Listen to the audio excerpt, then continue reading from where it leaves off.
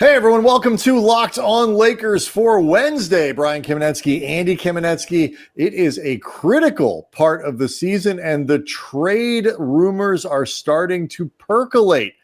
Is this a team worth saving? We'll ask that question to our favorite guest, or one of them at least, Anthony Irwin. You all know him well. That's next.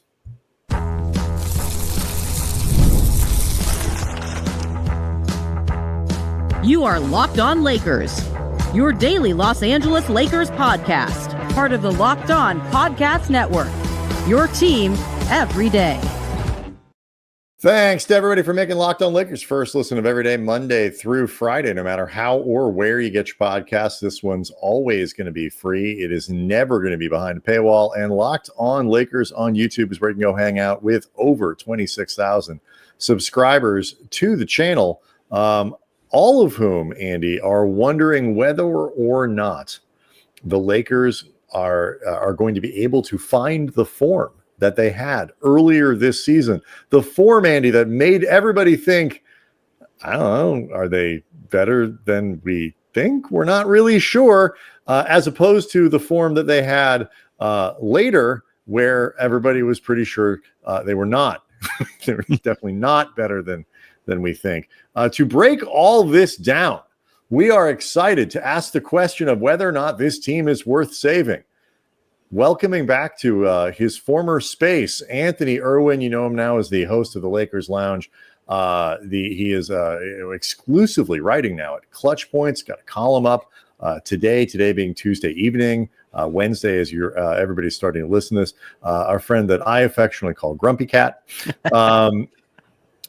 Anthony, how are you? Good to see you again. We talked to you earlier today. I'm grumpy. Yeah. No, I'm doing good. I can't complain. It does look a little bit more like me. I would say needs to tan. I would say a little bit of a tan on that cat, and then it would look exactly like me. I'm good though. I'm good. Every time I do this show, I want to send an email to David and say, I told you that purple was the better background look, because it looks so much better than the old yellow. Is that people don't know? That's why Anthony walked. He said, change the background or I'm out. And, and history is what it is. I do want to let people know that today's episode is brought to you by Game Time. Download the Game Time app, create an account, use code LOCKEDONNBA for $20 off your first purchase. This has been a weird season, and Tuesday was marked by a bunch of stuff coming out from Shams that Jimmy Butler is out on the market now and has his preferred list of teams, which, by the way, does not include the Lakers. And the Nets are shopping all of it. Everybody. Everything. What do you call them? What are you interested in? Everything. Sure, we can talk about that.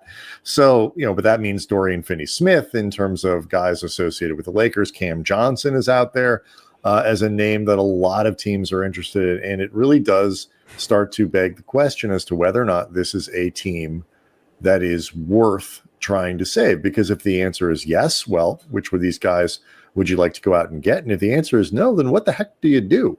So, Anthony, we can start with you. Is this team worth saving? I think it's worth saving. I'm looking at the point differential is not great, but as we talked about earlier, like they've lost by 40. It's a tradition unlike any other. Anthony, they go through the year with a negative point differential, and they eventually, by game 75, turn it around. Yeah, we're right there, and I think it's. You look at the West though, and it's deep, and it's certainly daunting at the top where you have Oklahoma City Thunder, and they feel like they could potentially become a buzzsaw if they get Chet back, and then let alone if they decide to make another move to further consolidate the talent on that roster. Memphis has really turned things around. Houston is a nice little blend between youth and vet presences. But overall, though, like there isn't a team outside of Denver, which ironically the Lakers would have to play in the first game of the play-in right now because they just follow the Lakers everywhere. There isn't a team out there. Wouldn't you if you were them? Mike Malone's pretending to be angry every night. The version of standings watching that they do in Denver is how do we position ourselves to get the Lakers in the first round? Did you guys clock that the last Nuggets win over the Lakers, Michael Malone became the all-time leader for wins, regular season wins for the Nuggets, which is just like from the Malone perspective, apropos perfect, because he truly I think he enjoys beating the Lakers in earlier rounds than he actually enjoyed beating the Heat for the championship. I mean, honestly, he gets more pleasure in beating the Lakers than maybe anything else in his life. Yeah, he's the all-time winningest coach in Denver Nuggets history, and he has won more games against the Lakers specifically than any coach in Denver Nuggets history. One of those is made up, and I don't know what the Lakers did to him, but damn, he has not let it go. Yeah, I think though, to get back to the question, I think they're salvageable. The problem that the Lakers have right now, I think their biggest problem with like AD and LeBron specifically, their net rating together is bad, and LeBron's net rating is really, really bad. And I think what has happened is the defense has passed that inflection point where there are too many guys that Anthony Davis is asked to make up for. Because for a while it was like, okay, it's four guys that he likes. He's Hodor in Game of Thrones. He really is. The ice people get through. He said after a game of, I think it was a couple weeks ago, normally Anthony Davis is like such a competitive freak that he goes, no, I still think we can be an elite defense. He's like, can we just be mediocre? Can we just not be terrible every night? And I think what has happened is LeBron has obviously, I think this is the first year where we've seen a real noticeable slip from LeBron from one year to the next, especially defensively. And, Rui he has that squirrel syndrome and up where, sometimes he plays good defense and then another time he's like, yeah, where'd he go? And then you have D'Angelo Russell and you have Austin Reeves, two guys who are not going to be very good defensive presences. D'Lo especially is somebody you always have to kind of make up for, which forces Austin to be your point of attack defender. And that's just too much for Anthony Davis to carry defensively.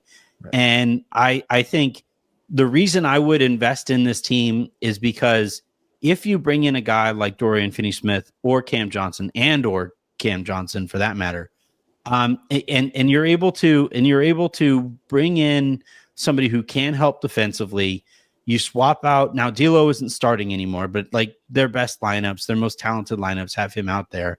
Dalton is somehow worse than D'Angelo Russell defensively. So like it was like, all right, good news, AD.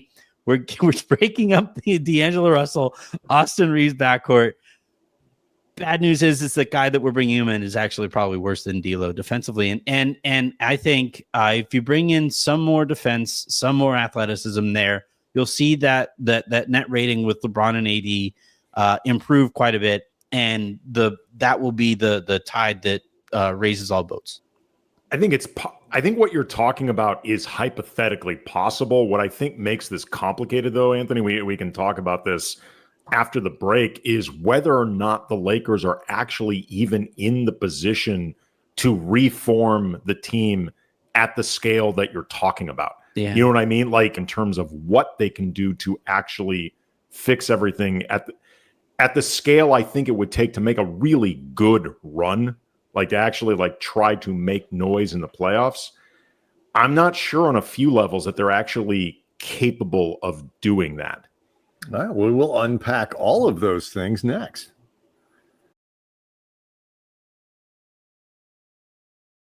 Locked on Lakers is brought to you by FanDuel. You can tackle the NFL action with FanDuel, America's #1 sportsbook. Right now, new customers can bet just $5. $5. And if you win, you get $150 in bonus bets. The FanDuel Sportsbook app gives you everything you need to place live bets on the NFL all in one place, and they can help you out in the process. Let's just say like you're watching a game and it feels like you are anticipating everything that's happening before it takes place, every big touchdown pass, every big consequential turnover, the momentum shifts. You can confirm your hunches by just checking out the latest stats and viewing live play-by-play all on the same page where you'd place those bets. So it's all streamlined right there to help you out. Visit FanDuel.com to join today, and you get started with $150 in bonus bets if you win your first $5 bet. FanDuel.com. Never waste a hunch. Make every moment more with FanDuel, an official sportsbook partner of the NFL.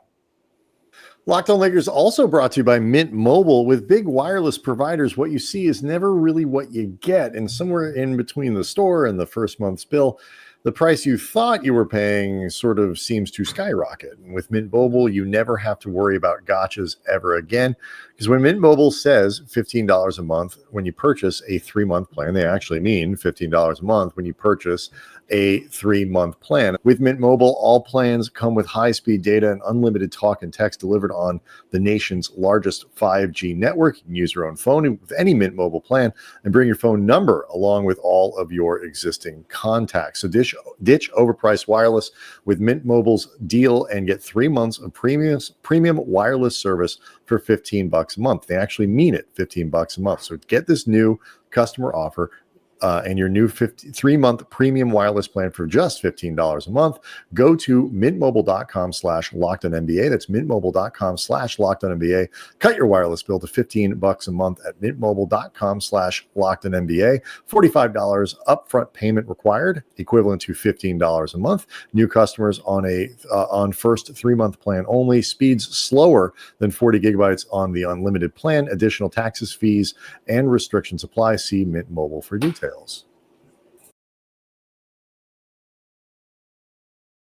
There's a lot, Andy, that goes into this idea of whether or not the Lakers have enough stuff to kind of get this done. And it relates a little bit to what we talked about on the first half of this conversation we were on with Anthony on the lounge earlier today. So people can go check that out. But we talked a lot about like what the market could look like. If it is a slow market, it was a slow free agency, for example, took a while for stuff, that will benefit the Lakers.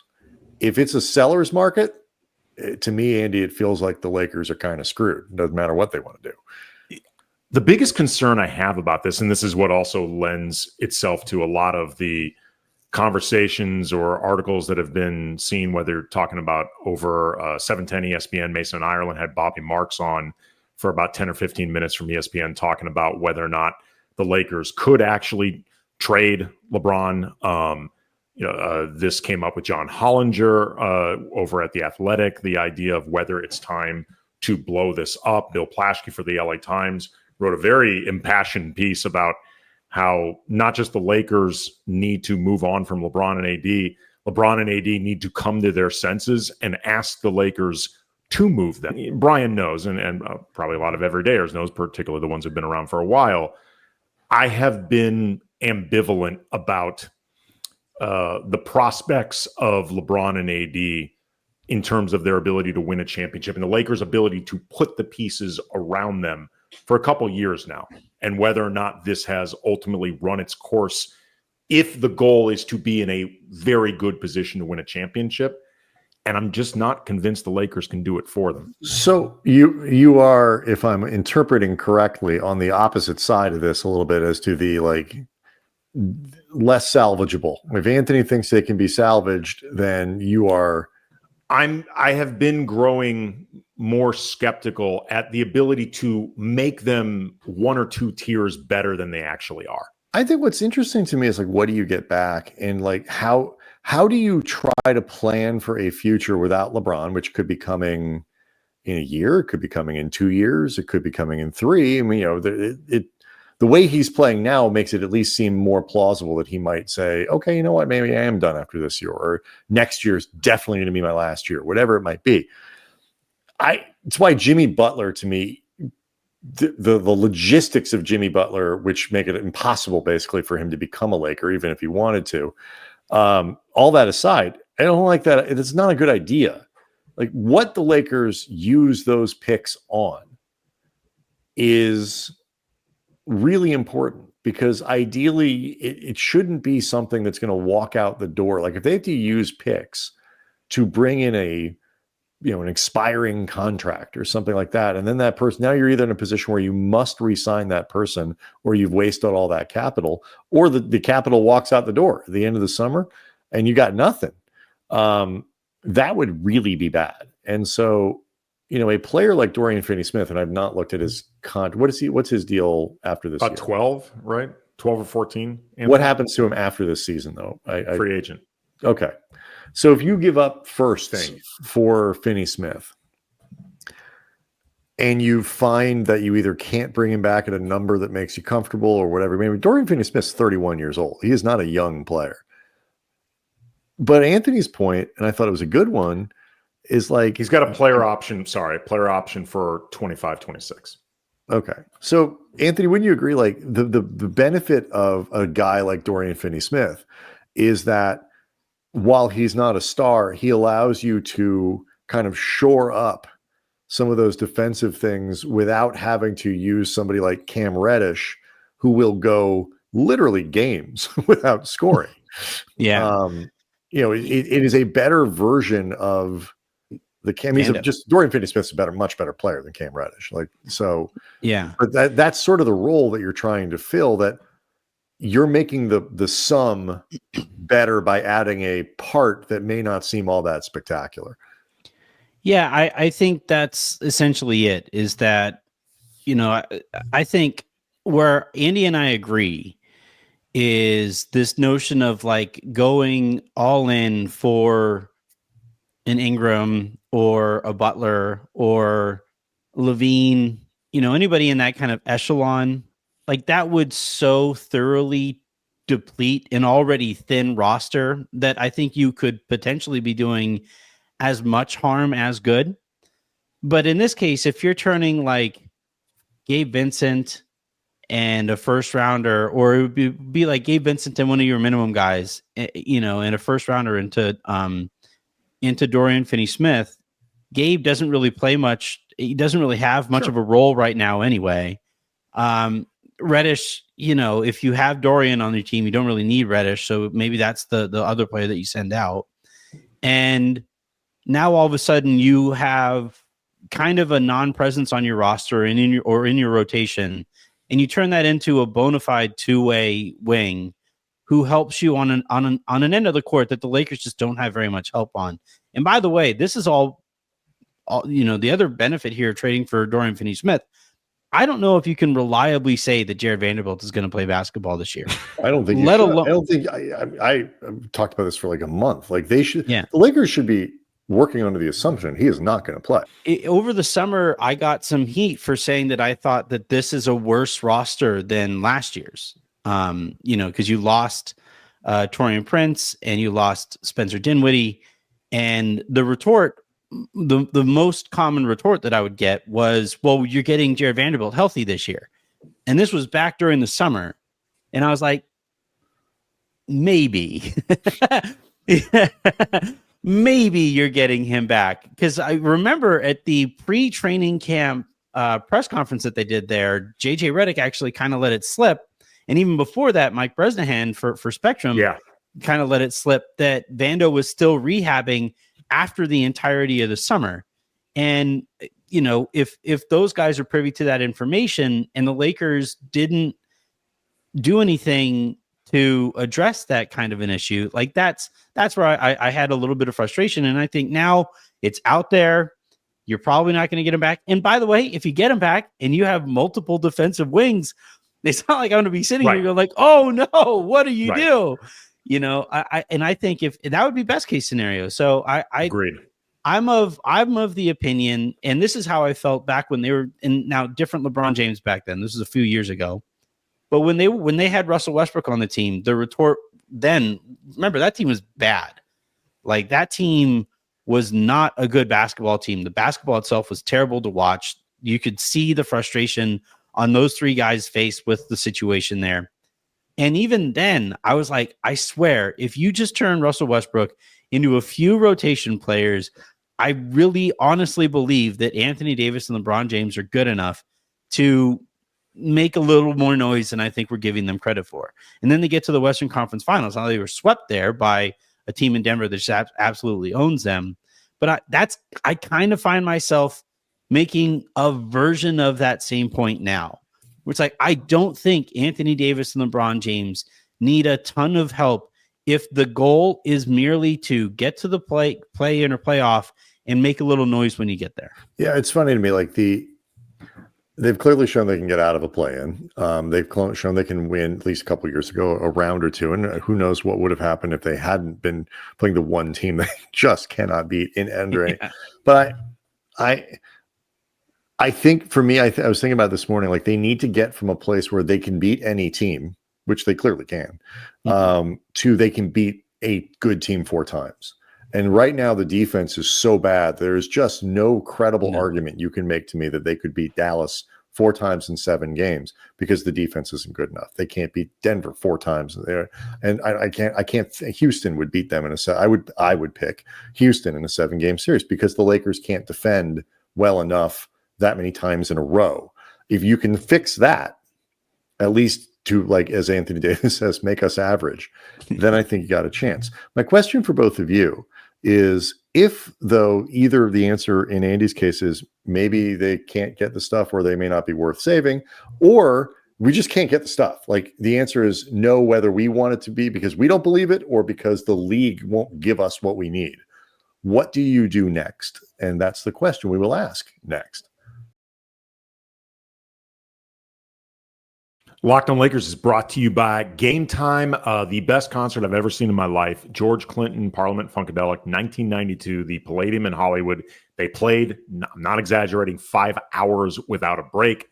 Ever since then, I've been chasing a concert that could top it. I've seen a few that have come close. Prince at the Forum, Neil Young at the Greek, John Lee Hooker at the House of Blues. Different George Clinton show, actually, also at the House of Blues. But as I keep the search going, I'm always going to use Game Time because they make it easier to find tickets. You can actually look forward to it with features like Game Time Picks that filters out just the confusing verbiage and just shows you incredible deals on great seats. They save you time. They offer panoramic seat views before you buy, so you know exactly what the view to the stage and just all the surroundings and the experience is going to be like. Take the guesswork out of buying tickets with Game Time. Download the Game Time app, create an account. Use the code LOCKEDONNBA for $20 off your first purchase. Terms apply. Again, create an account and redeem the code LOCKEDONNBA for $20 off. What time is it? Game time.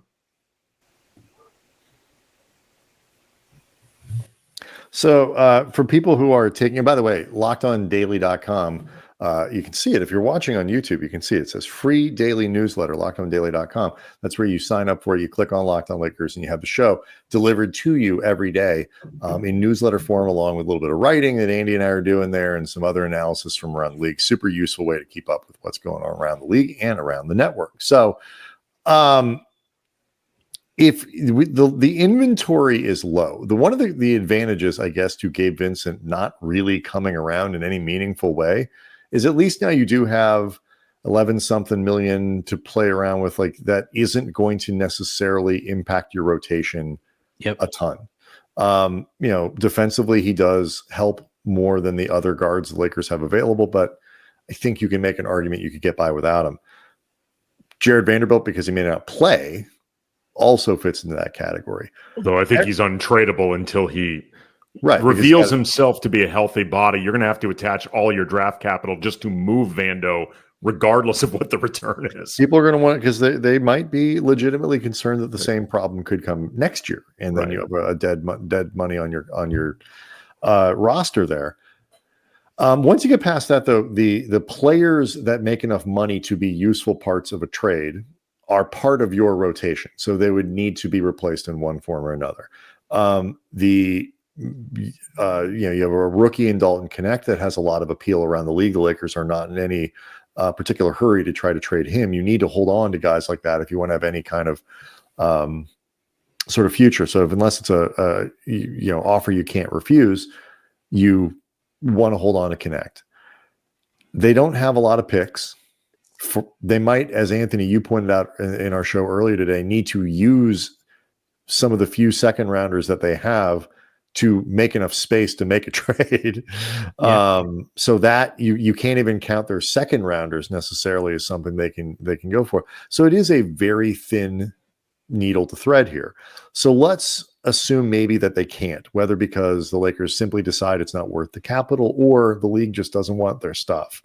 What do you do, Anthony? Well, I know what Go dark. I know what Anthony's going to do. But I mean, if you recent Rob years Pelinka. are yeah, well, if recent years are any kind of indicator, you don't hear from Rob Pelinka for a little while. We don't hear from. We just he goes straight to Main Street at Disneyland and figures stuff out. We'll see, and we'll see when we see it, Rob. But I think I think what I would do then is like, all right, if you gave it an honest to God chance and try at fixing this roster and at competing at the end of the LeBron James and Anthony Davis era, and it didn't work out, what I would probably do is use some of that draft capital to get younger, to get more athletic, to take some flyers on some guys so that you can have at least accomplished something. The thing that was so maddening last year was that they were both mediocre and we didn't learn anything really about Max Christie. They were mediocre and you didn't really advance like as, Maxwell Lewis and Scottie Pippen Jr. and Jay Huff and those guys, like we didn't really see what those guys had either. And, if LeBron, gets frustrated with that timeline or whatever, maybe you have that conversation with LeBron and Anthony Davis about maybe it is time to shift gears here. And we can look to see if we can get you somewhere that you have a better chance at winning a championship. But what the Lakers can't do here is have yet another transaction window where they accomplish nothing because, those margins really matter and they're only going to matter more in this new CBA. And to continue to kind of, I know sit out sounds harsher than I actually mean it to be. Sit out implies that like they didn't even make calls. It's not right. That, but like there's sitting out and then there's being sat out. Right. Like it, whatever being like, put in time. Right. The Lakers are being put in time out. Exactly. Yeah.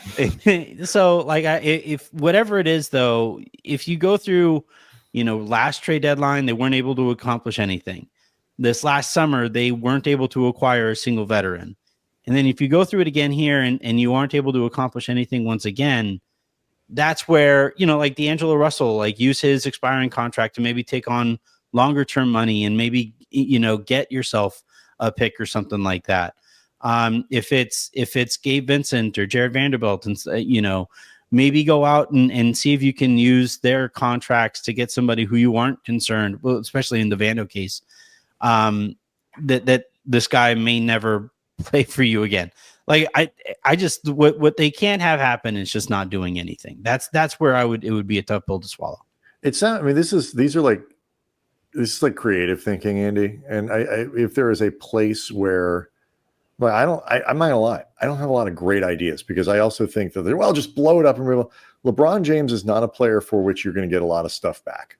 Like you're just not. Like he's really difficult to trade. A monumentally difficult player to trade, and you're not going to get that much contract back. Trying to trade, frankly, two guys making $40 to $50 million is right. In itself this AD can, I think, would have a lot of appeal around the league. But it's still difficult to find the team that can stack the salaries in a way that will make the Lakers happy, and also has the draft capital and isn't capped out in ways and won't gut themselves in ways where it's like, what's the point of doing this? Right. Or can even physically make the trade because they're in a place with this first apron, second apron, third apron, exactly, eighth apron.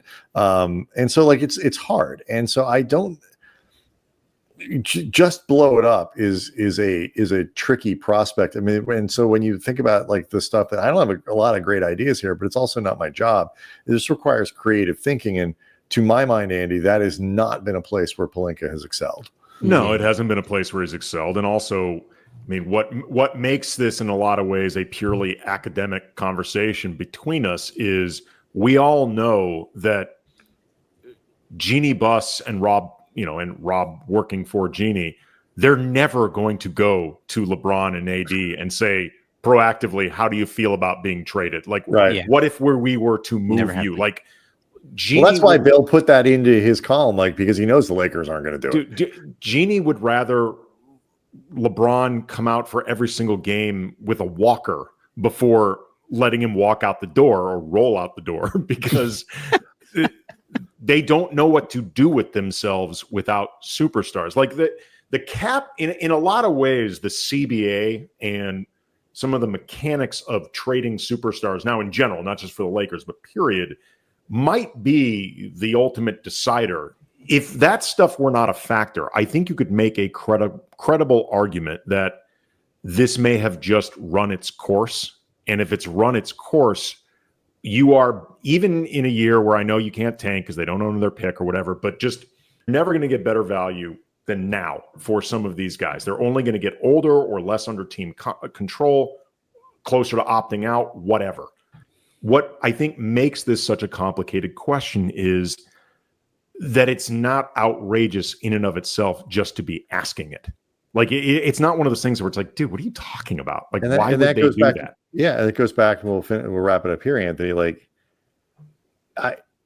I've seen credible evidence the Lakers can win games. Like, it wasn't like that 6-game win streak wasn't dominant. It wasn't, but like they still won 6 NBA games in a row, and it wasn't entirely under just super easy, phenomenal circumstances. I think it's just these wild swings.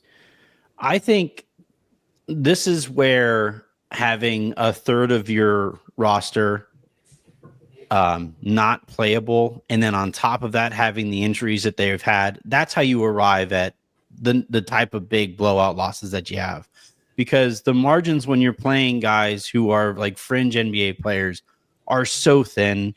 And I was kind of asking around, like last year I became like this weird like de facto thermometer for like temperature checks on how the locker room was doing with Darvin and all that stuff. That was this big storyline of how's the locker room doing, how are the guys feeling, all that stuff.